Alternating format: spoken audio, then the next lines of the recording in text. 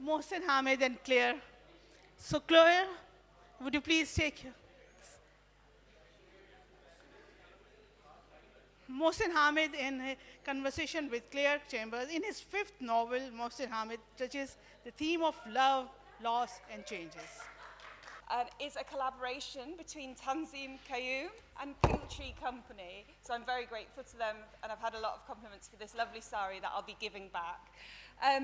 But more importantly is Mohsin Hamid. It's often said that someone needs no introduction, but in this case it genuinely is true.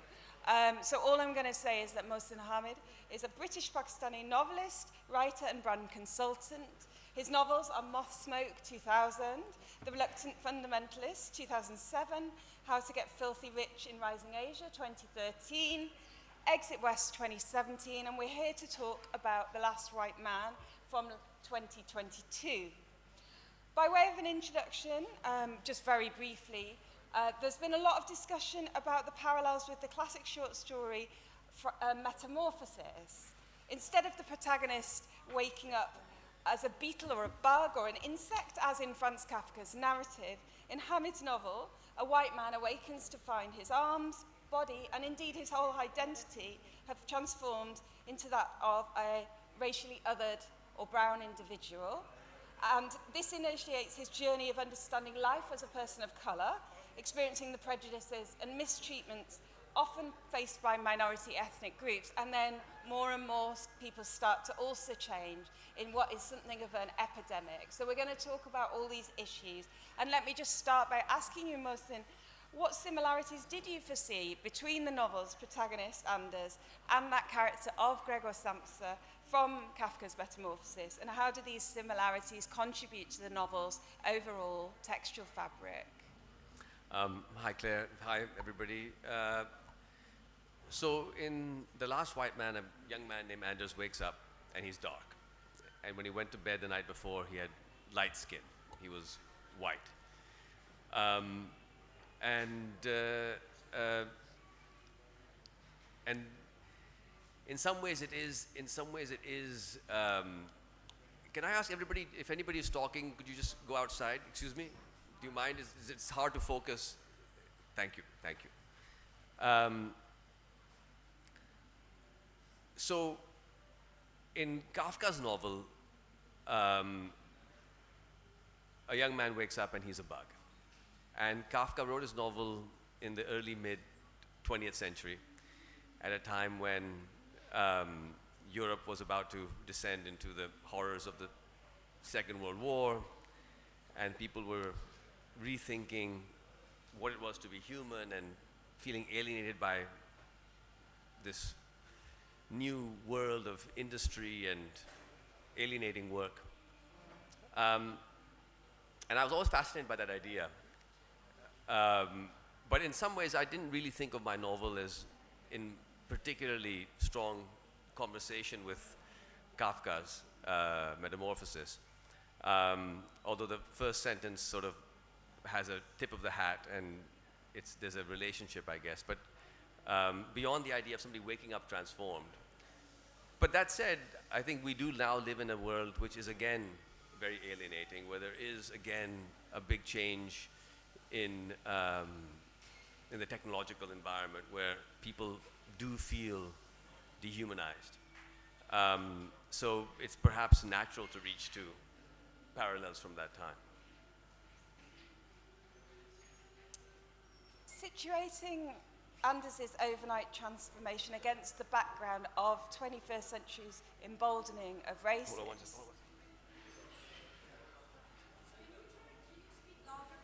Yes. So I was talking about the novel's depiction of Anders transforming overnight against the backdrop of 21st century's emboldening of racists. This novel portrays a society in turmoil, with riots led by white supremacist militants. How does this depiction of social breakdown relate to the overall message of the book? And what do you mean I don't know if it's just me, but I'm hearing all the people talking in my... Is it It's this... people back there? Maybe. Like I can barely hear you. Sorry.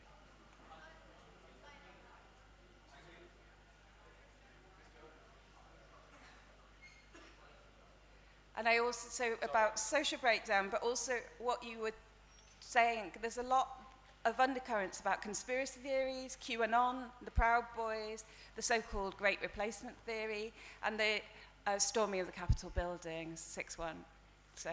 So, I think that right now, you know, when you, if you spend any time in the West, you see this very fraught idea where people feel that, you know, that their group is being replaced or that their group is being undermined. And that gives birth to phenomena like the Trump phenomenon in the US, where, you know, make America great again is an idea very much about, you know, making a particular kind of American great again. And in the UK with Brexit, there was this whole, in a sense, desire for this older, less diverse Britain, without all these, you know, Pakistanis and Indians and Nigerians and Poles and Slovakians, but especially, I think, Pakistanis and Nigerians. There's a real crisis. But it's not just happening in the West. You see it in other countries, you know, in Modi's India, the idea of a kind of true Indian and what Hindutva really is. Erdogan's Turkey or Xi's China or Putin's Russia.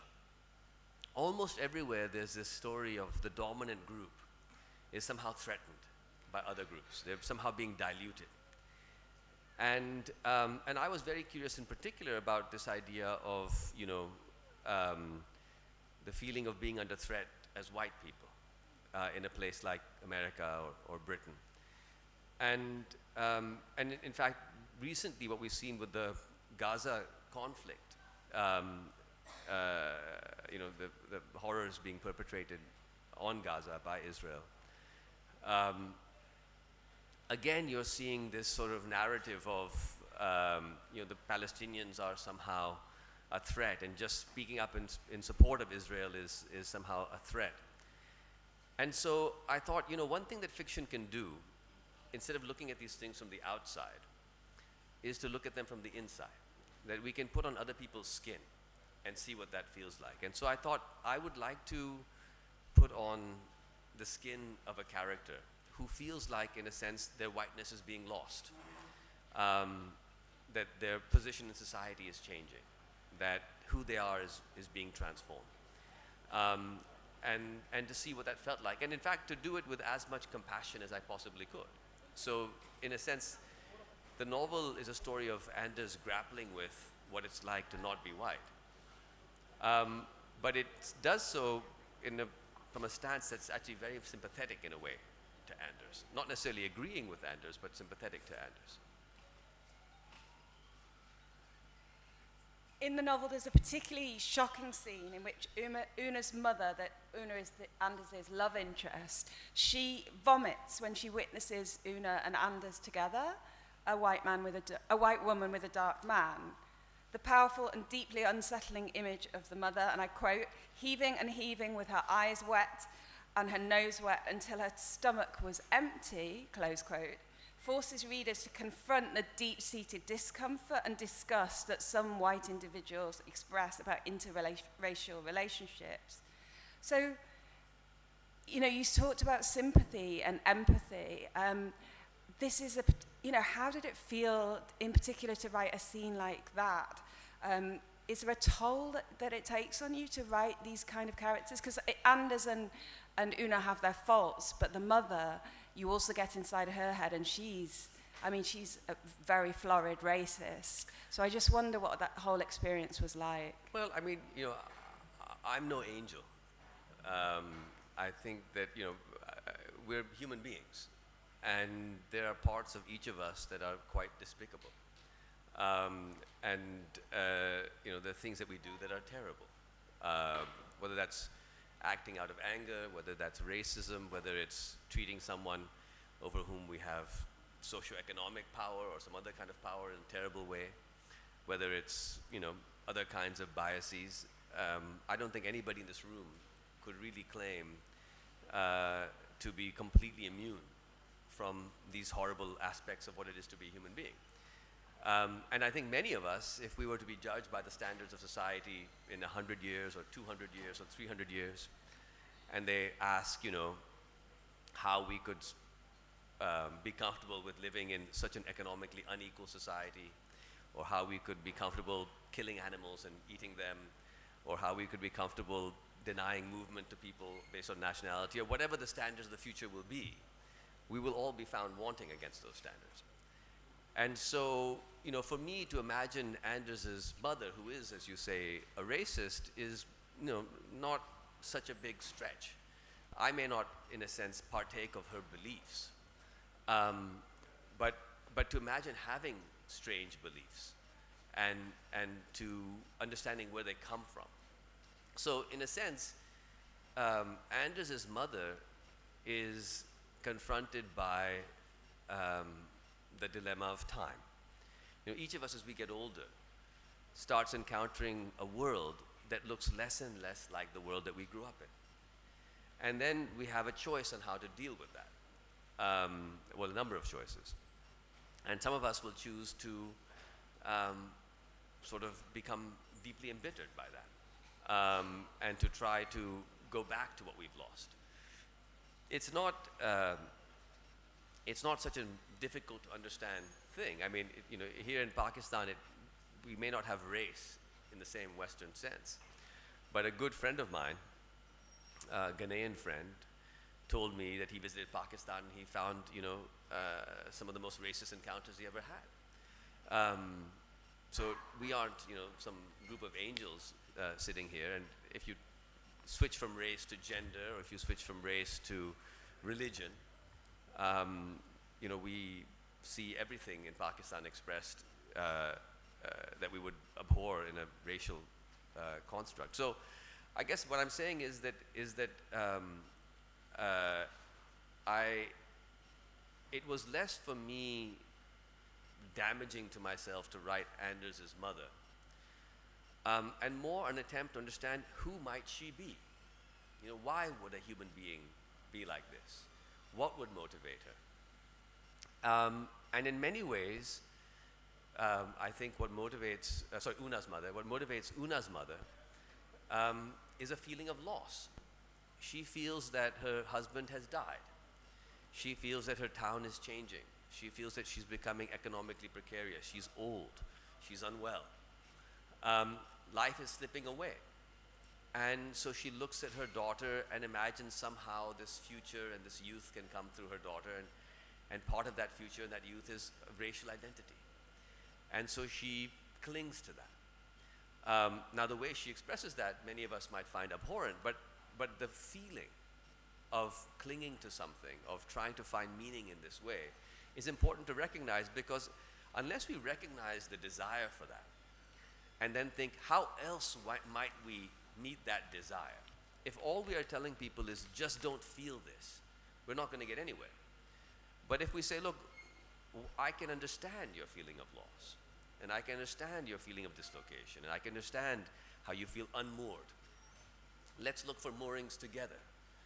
It seems like a more optimistic direction than simply to dismiss, that response. And so, one thing which novels do is novels blur people. When you read a novel, you're not yourself.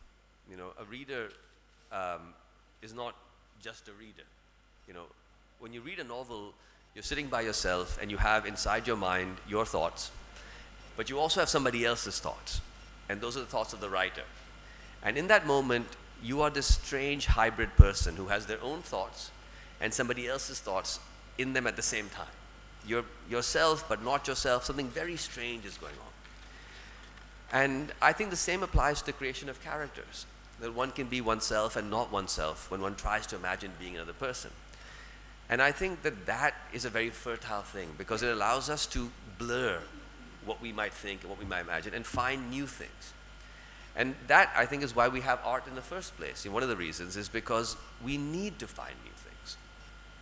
There's sort of two paths open before us. Either we descend into greater and greater tribalization.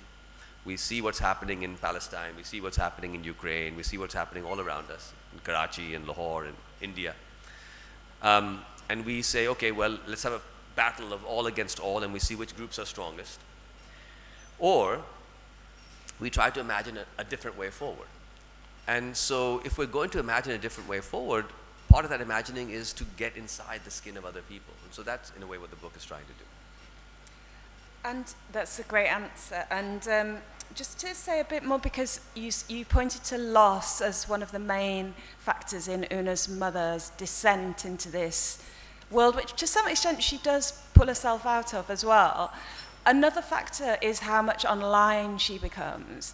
And this is something you've talked about in the previous novel, Exit West, as well. You are, and in some of your essays, you are interested in what this digital world is doing to us.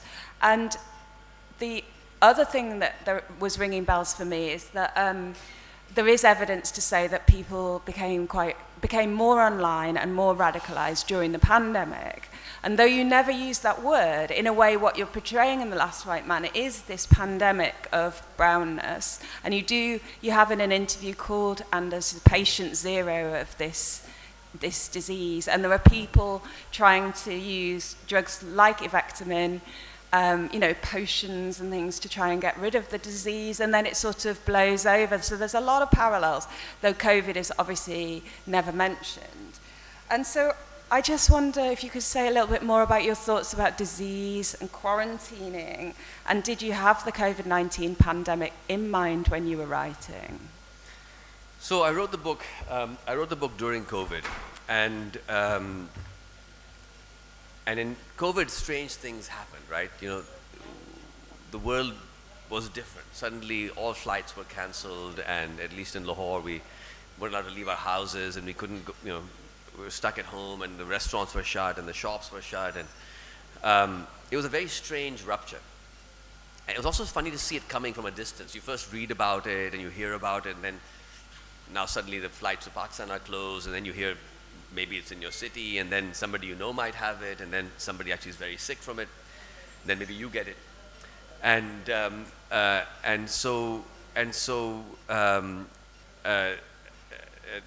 It's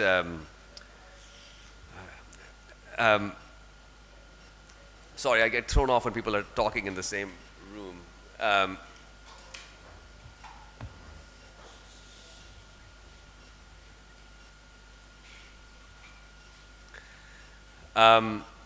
And so the novel, in a sense, is like that. It's something happening from a distance and coming closer. People are changing color; they're becoming different, and that sense, like a pandemic of things spreading, was very much, I guess, part of the book. So the book was a reaction to the pandemic. It's also a reaction, of course, to the digital world that we live in, because right now, I was born in 1971, so I encountered, the internet really around the time I was probably 20. I got my first mobile phone when I was 26. I got my first computer, in my teens. So I grew up in a pre-digital world. And I'm an immigrant in this world of social media and mobile phones. My children are natives, but I'm not. And what you see when you have grown up in a different world is how strange the digital world is. The digital world, the machine world, is a world of sorting. Ones and zeros, this and that. And because it's a world of sorting, it, by its very nature, polarizes. You are either, this thing, or you are that thing. You're good, or you are bad. You are black or you're white. You're Muslim or you're this. And it is making us, sorting us into increasingly hostile tribes. I think one of the aspects of digital culture really is the tribalization of human beings. You know, we grew up, of course, in a divided Pakistan with many things, but you know, there were newspapers that you could read all the same newspapers. There was PTV, only one channel. You all watched the same drama. There was a shared experience, which now we are being self-sorted and divided and placed in very different micro experiences tailored to our own wants and needs. And the effect of that is to make us all into kind of caricatures of ourselves. You know, we each become what the machine needs us to be. We have certain instincts and tendencies, and they get heightened and heightened and heightened, and we start coming apart as society. And so the novel is very much about that. You know, what if that breaks down? If machine language is the sorting of humans and everything else into zeros and ones, and if we are now becoming super sorting creatures, we recognize and sort, you know, I mean, as an example of this, I'm 52 years old, but it was only recently that I had friends who began to stop speaking to each other over politics. You know, do you like the PTI or do you not like the PTI?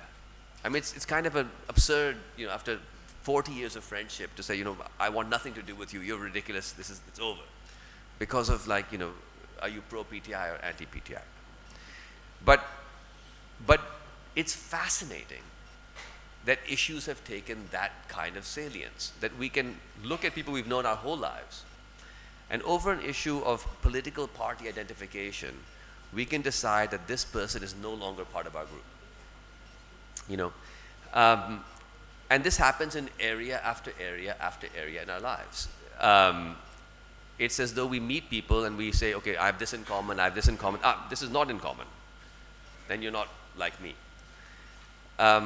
That's incredibly dangerous, I think, for human society. And so the question is, how will we culturally build antidotes to this sorting mechanism? And for my part, exploring a novel where the sorting mechanism breaks down, where you can't tell if somebody is white or dark, where race is impossible to categorize, was exploring that notion, you know, and opening up the door to thinking, you know, how else could we stop sorting each other? How else could we resist the overwhelming impulse to sort people into categories? And since you've brought the novel in quite rightly, and I'm aware that my questions have been very focused on content till now, but in fact what I find so interesting about your writing is the form, which is different but linked each time. And I'd noticed that in Exit West you were playing with the long sentence, and I've asked you about this before in London, but you didn't write fully in long sentences, but in The Last White Man it's almost completely uniform, where each paragraph is a single sentence. Yeah. So could you talk a bit about that stylistic choice, about the marriage of the content, the ideas that we've been talking about, with this very interesting, and sometimes, you know, it's like creative writing 101, and you yourself are quite succinct, naturally. Like, put a full stop in, but you didn't in this novel. Why? So, I actually have foolishly, I have rushed to the airport, so I've left my bag in the car, and my Last White Man is in the car. Can I borrow somebody's book? Can I borrow your, I see.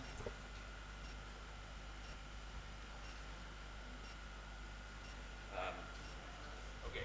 So this is what the book sounds like, and this is how it works in terms of, you know, sentences.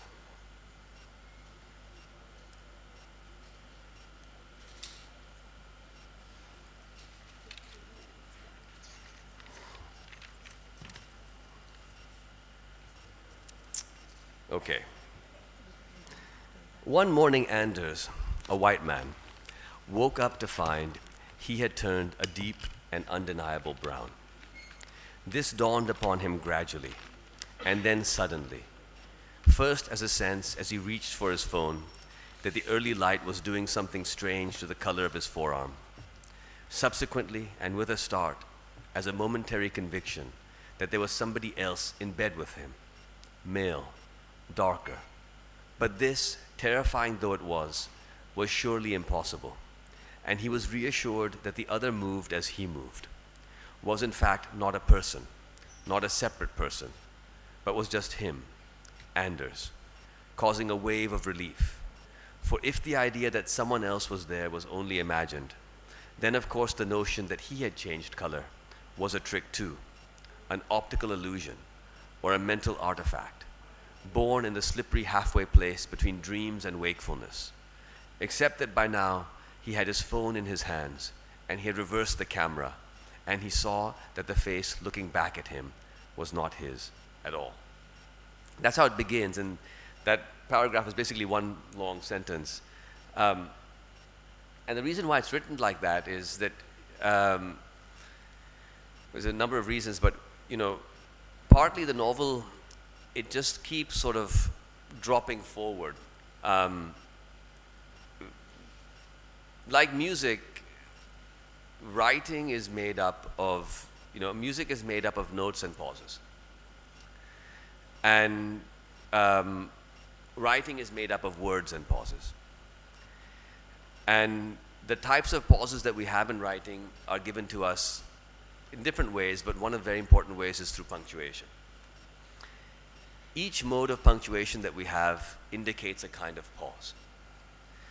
So a comma is a pause as you still are running forward. It's a slowing down.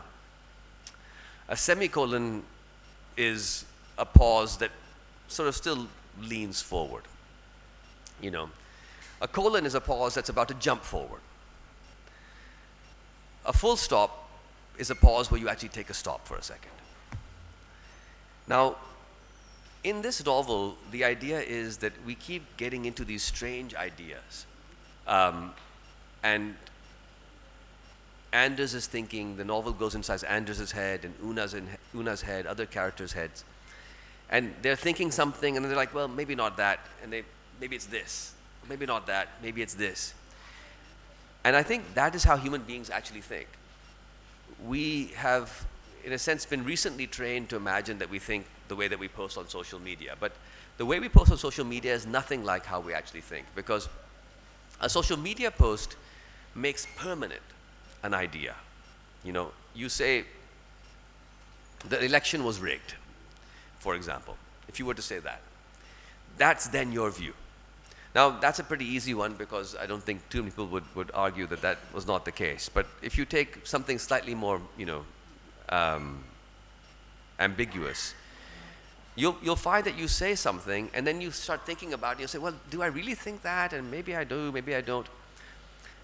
Most of our lives we are spending thinking something, playing with it, discarding it, and thinking something else.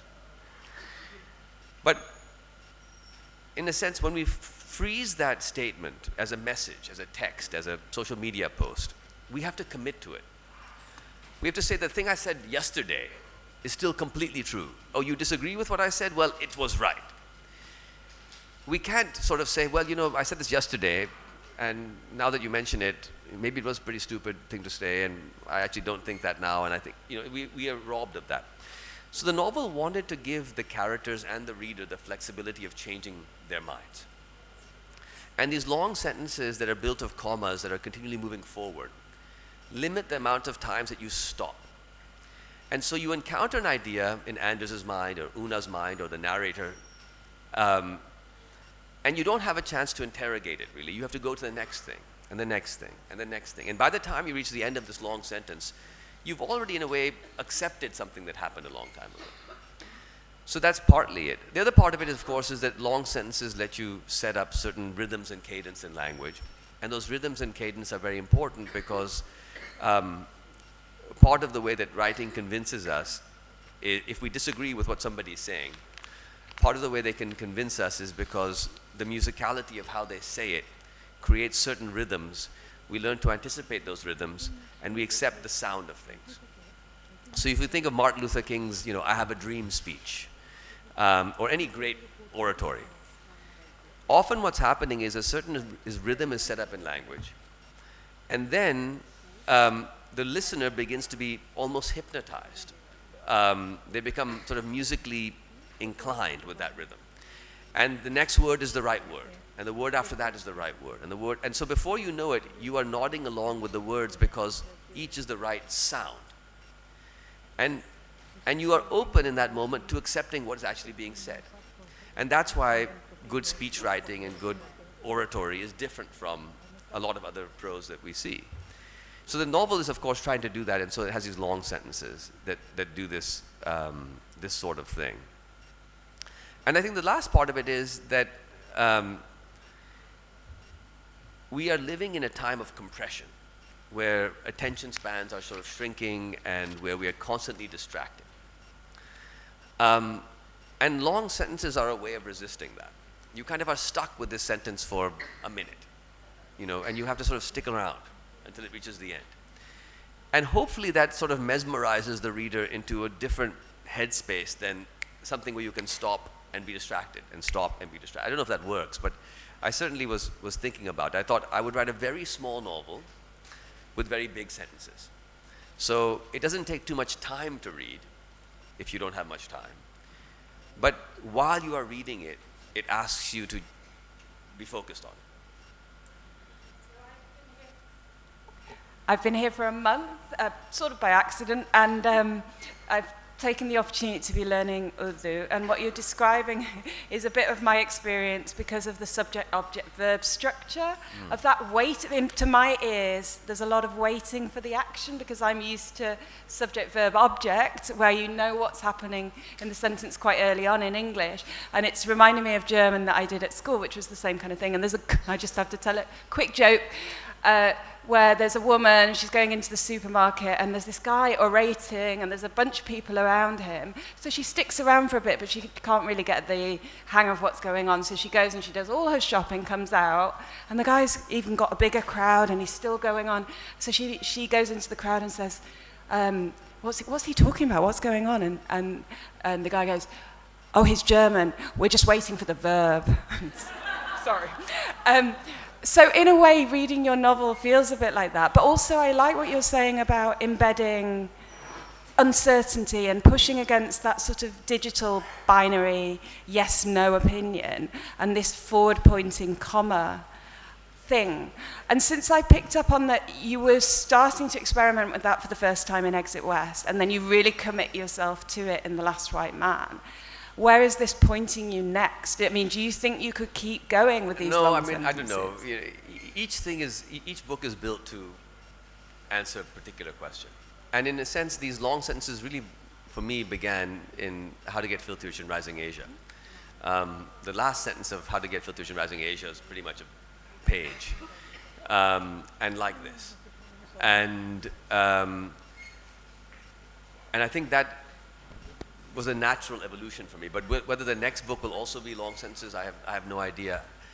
For me, form follows function. And there's this question of, like, what is a book trying to do? Why do we even need books? What's the point of writing one? It's clear that at this moment, television and screen stories are the dominant ways in which mass-produced stories get communicated. And so, and in my own lifetime, I've witnessed what seems to me like a change in the position of the novel in the culture. When I was starting out, the centrality of the novel in the culture felt more. It seems to me less. Now, that's the way of things. The epic poem is not what it once was. Humans change, culture changes, and the forms for that culture change. But as somebody who likes novels and is invested in novels, and that's what I do, there's a question of, well, what kind of novel can do things that are necessary, that make it worth writing and reading, and what would that be. So a lot of what I've tried to do is tried to write in very conscious reaction to film and television. So film and television are fully imagined for you. A novel is just characters and spaces on a page, and you imagine that into existence. And so the role of the reader is very different from the role of the viewer of a television show or a film. A reader is creating much more. A reader is a co-participant in making a book in a way that a viewer of a film and TV show, of course, they are creating meaning, but it's not on the same, I think, scale, not the same degree. And so then, for me, the question becomes, okay, what do we do with this? So what I've done is I've, in a sense, written novels that leave more and more space for the reader to imagine, where people don't have names and places don't have names, and there are big unexplained gaps where the reader can imagine what they want to imagine, where things aren't described fully. My novels have become almost like screenplays for the imagination of readers. They're not like screenplays, they almost dispense with dialogue entirely. They don't describe scenes in quite the same way. But they are the same way that the screenplay is a catalyst for the making of a movie. I write books that are a catalyst for what I think a novel is, which is something that readers make. Now, what does one do from here, and what is, it sort of depends on what the problem you're trying to solve for is. I was trying to get a grip on Pakistan and my sense of this place with Moth Smoke. And then on 9/11 and the sudden rush to judgment and otherization of Latin fundamentalists, and then moving back to Pakistan and the complete, crass commercialization and elevation of money as the supreme value in Pakistan that happened somewhere between my childhood and my 30th birthday in How to Get Filthy Rich in Rising Asia. And then migration and the backlash against migration in Exit West, and race and belonging and the loss of those things, and age and aging and loss in The Last White Man. Now, what the next thing will be, I'm not 100% sure, and what it requires in terms of how a novel can be written, I don't know. But that's what's sort of interesting to figure out, which is, how do you write a book that does something that only books can do in a way that is of value to you as a writer, it's worth a few years of your life, and of value to a reader, it's worth a few hours of their time. I never know the answer to that question until I begin doing it. So will it be long sentences, will it be unnamed, or will it be something completely different? I don't yet know. I really liked your summary of what each of the novels are trying to do. If there's a common thread through them all, it seems to me that one of them might be about work, especially what it means for a man to work, about unemployment or addiction, about losing everything, gaining everything. And even in this novel, I think it's less there, but it's still there, and it's for both genders. You've got Una as a yoga instructor, and you've got this masculine world of gyms, so you're kind of going quite deeply into actually white beauty myths and things, but there's still this issue of work. So I wonder if you could just say something about that, because it keeps coming back. Well, I'm interested in work. It's what most of us spend much of our lives doing, whether it's paid work or unpaid work, but most people spend most of their day working in some form. And just like I've lived about half my life in Pakistan and half outside, I've lived, half my life working and half sort of writing books. So I'm kind of halfway in and halfway out, and I'm fascinated by the world of work. As a novelist, you sit all by yourself in a room for a few years, and you come out with a book. It's a very strange thing to do, and so it's almost exotic for me to watch people go into offices and go into, my wife runs a restaurant, or my sister is a university professor, and sort of see them going to their jobs, and they do their thing. And I once did that too. I still dabble in things from time to time. So I'm fascinated by the world of work. I think that we treat it as normal when it's so strange. Partly what a novelist does, I think, is to make strange things that we have convinced ourselves are familiar. Work is utterly bizarre. And Anders and Una, in a sense, have typical, you could say, tasks, professions, yoga instructor and sort of, gym employee. But those are fascinating jobs because they are both labor jobs. They aren't, in a sense, office jobs. You aren't producing some spreadsheet or Microsoft Word document or Google's Docs thing. You're working with your hands and your body to make things, or working with people. And yet, you're not making anything. In a sense that the labor doesn't result in a carpet or a shirt or a basket or a dinner or a house. It's fascinating to think of how so much of labor is now, in a sense, labor engaged in changing something about our identity. How we look, how we feel about ourselves, how we move. And so in that sense, to me, Anders and Una are laborers in a very interesting new world of labor, where so much labor is stuff like this.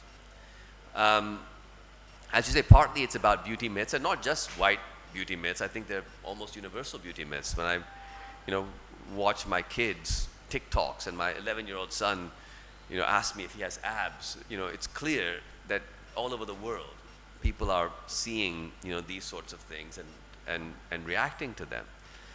And in a way, it's not surprising, because we're animals. We are like cats and dogs and leopards. And we are animals that have been displaced outside of a kind of natural animal environment to such an extent that we have to rethink everything. We have to rethink predation. How do we catch and eat our prey? We go to a shop and we buy it, most of us. How much of it should we have? What should we have? And then, the body that we have so that we could, gather berries and tubers and catch rodents and whatever we used to do. We now don't need to do those things. So what do we do with that body? How do we maintain it in such a way that it looks like it could, catch something or lift something? And this situation that we found ourselves in, where we are divorced from our animal reality to such an extent that we now have professions that, in a sense, are reanimalizing ourselves in workplaces like gyms, is very interesting to me. And so it's also, of course, for those who work in those professions, a particularly fraught labor environment. Because, at least if you are a bricklayer, you can say, well, as long as they make houses, I can lay bricks. But when you are in the business of, let's say, keeping people fit, and the economy is on hard times, how much do we need people to keep us fit? How much will they pay to keep us fit? What if you can get fit watching a YouTube video or something else? It's very precarious. So anyway, I thought that these types of jobs were interesting to give these characters. Because one other thing which has changed for so many people over the march of generations is how precarious work has become. As each generation, it seems, has a more and more precarious idea of what a job is. How do you make a living? Can you continue to make a living? Does anybody owe you anything in making a living? What path do you follow? So Anders and Una are grappling with exactly those kinds of questions. I used to be a Zumba instructor, so this bit really spoke to me. There you go. And yet you're not now. Well, the other thing that happens is what happens when the gym's closed by law, and you do talk about that in your book. Let's open it up now, because I know you have to rush to the airport, and I'm sure the audience has much more interesting questions than I do. So I don't know if there's a mic, but yeah, what are your questions for Mohsin Hamid?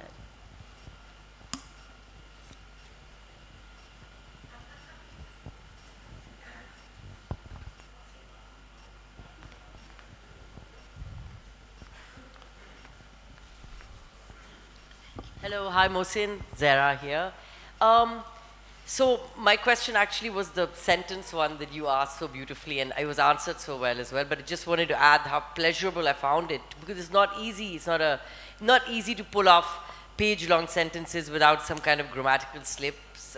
But you did it beautifully, and it really felt like a flow, like going through the. I loved that part, and it really did keep my focus. You know, where pauses give you that opportunity to take, so many numerous breaks while reading. The other question I wanted to ask you was the name. So I noticed that you didn't name any of the other characters. They were just the relationships to the main characters. So, their names were irrelevant, I felt, in a way. But the main characters, Anders and Una.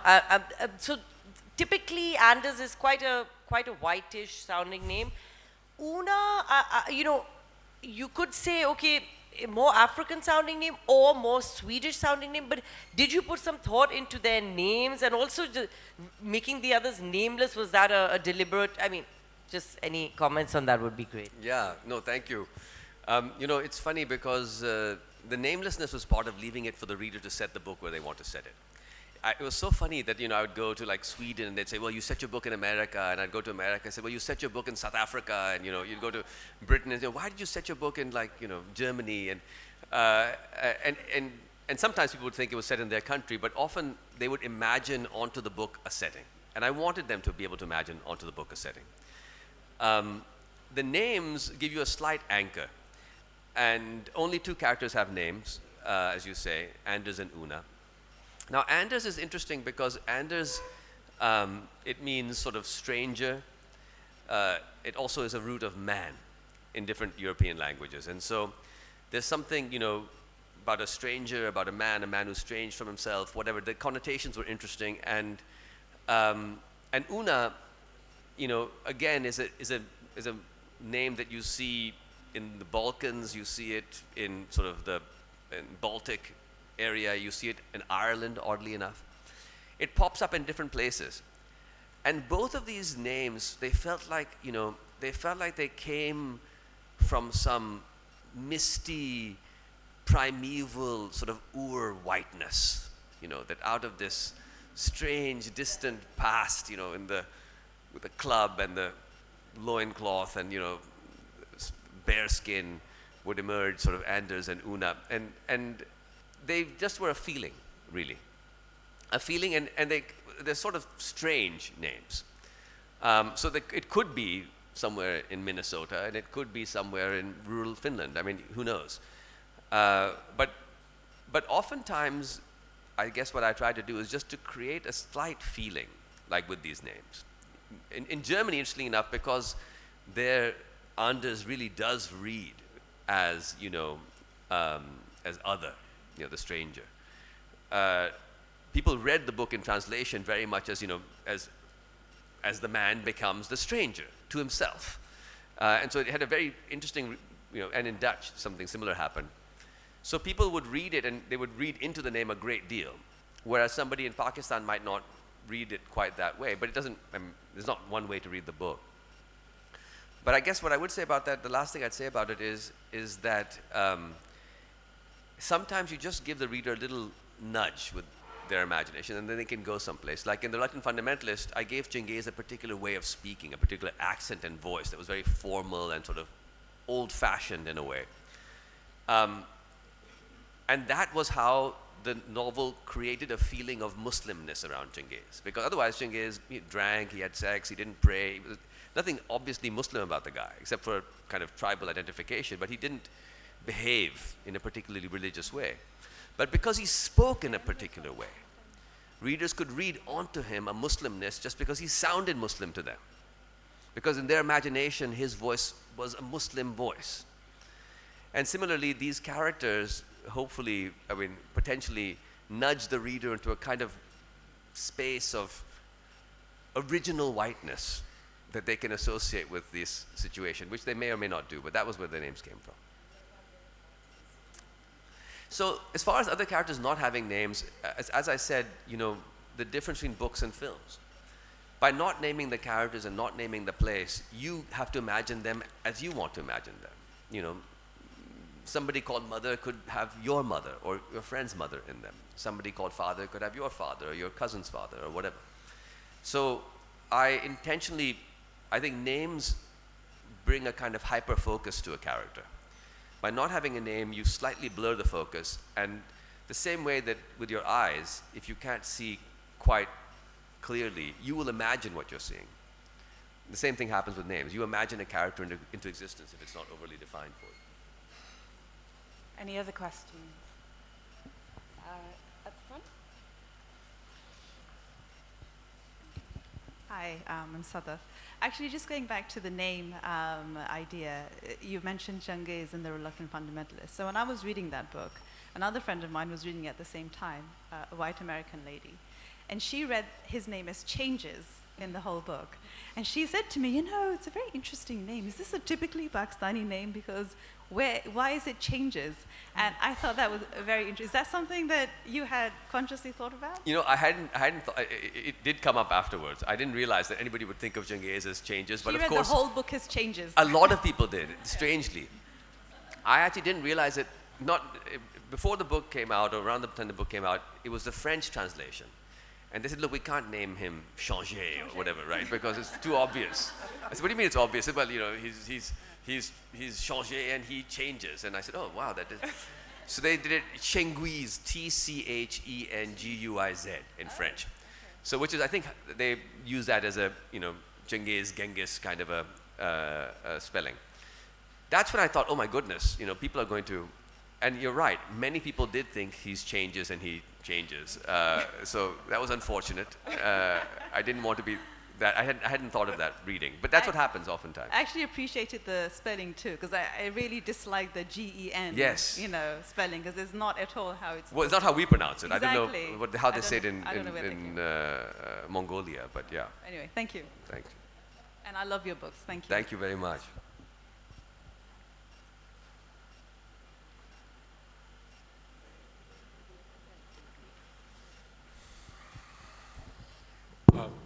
Thank you for a wonderful session. I really enjoyed your take on the language that you use, specifically in terms of the long sentences. I was wondering about that. My question was about the last two books. They have this hypothetical sort of a situation. The Last White Man, where the color of the skin changes, and the one before that, Exit Pest, where these doors open up.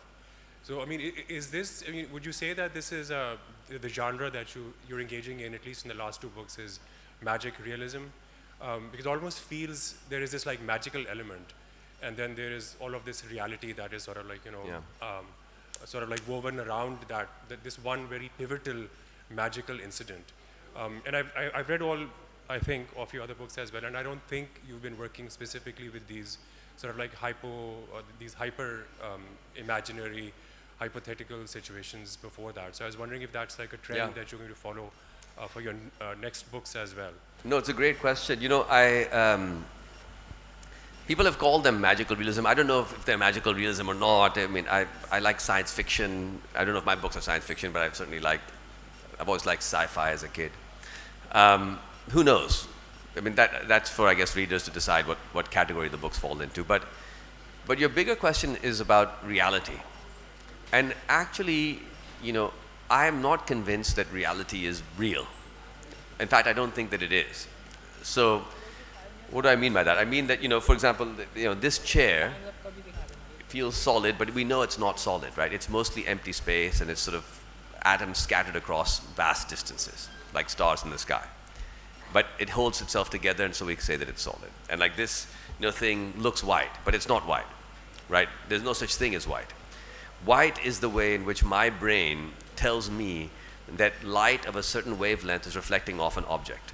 Every color is that. And I have no way of knowing if Claire and I look at these jeans and see blue, or if what she thinks of as blue, I would think of as green, or whether I would think of it as the way a turnip tastes, or we have no way of knowing.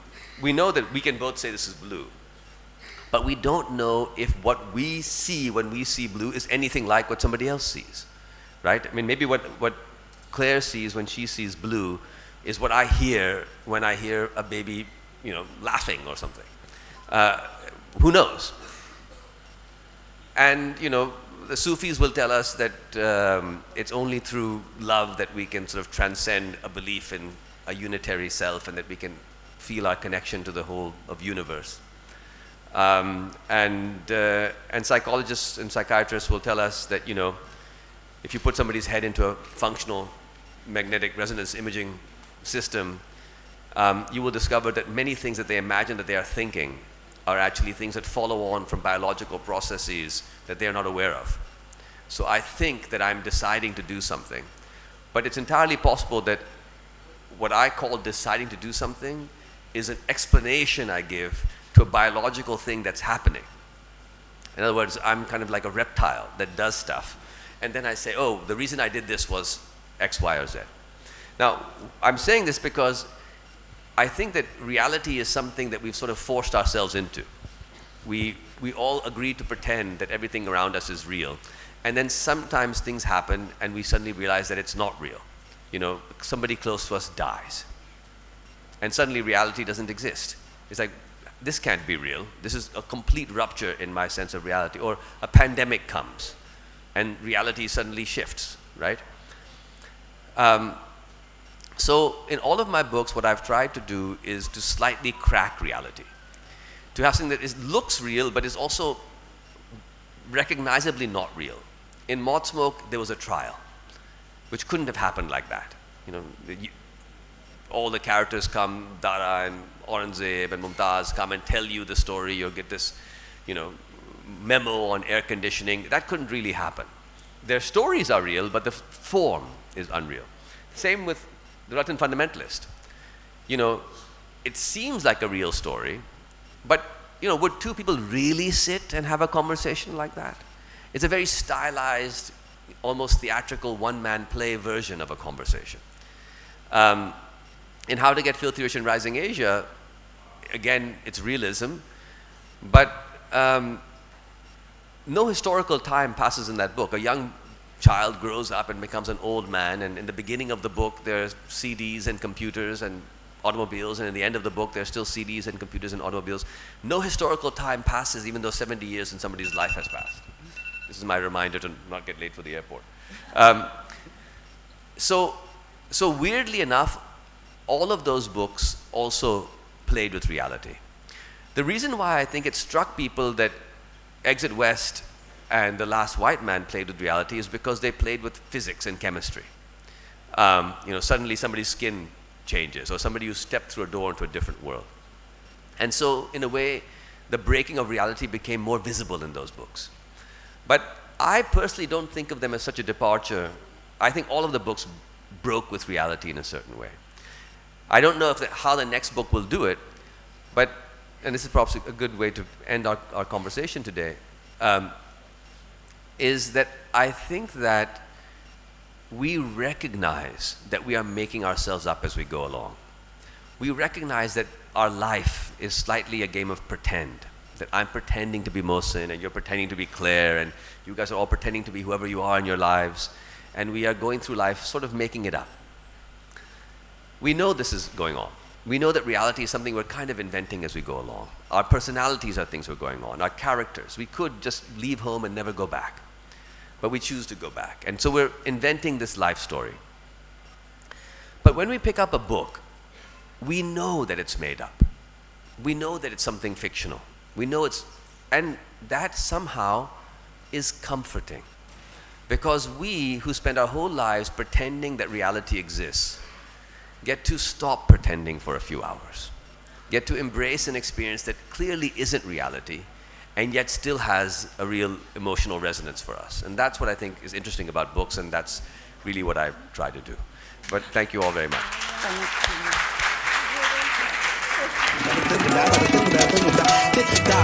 Thank you.